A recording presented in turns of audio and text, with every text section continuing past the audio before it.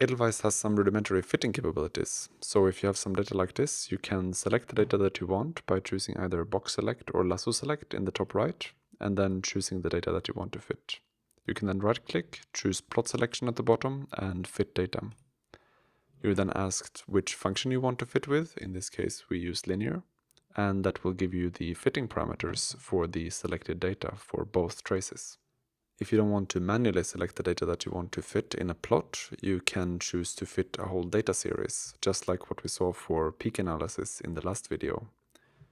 You can then go to the table and select the data series that you want to fit. However, this will fit all the data in these data series. So if you want to fit just the data at the end, like what we did in the plot, you have to apply a filter.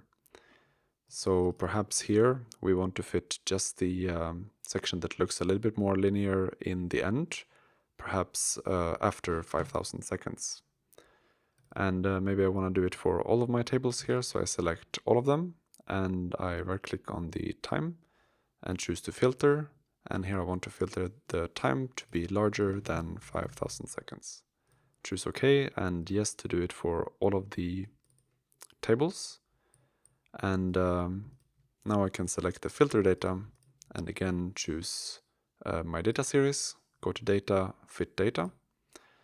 And here I can choose the data that I want to fit, and I can also choose some weights if I want.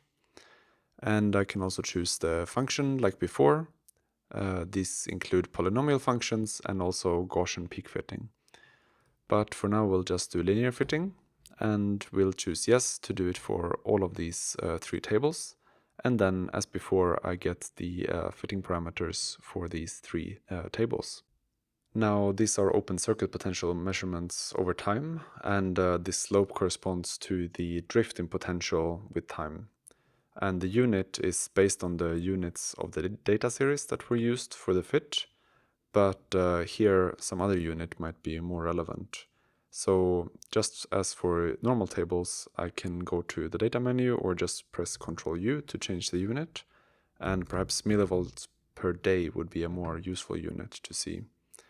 So I'll choose OK and choose yes to recalculate the values.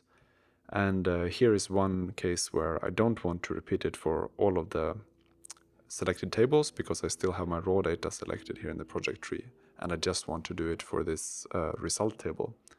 So I choose no and press F3 to see the data points, and now I can see the potential drift in a more useful unit perhaps.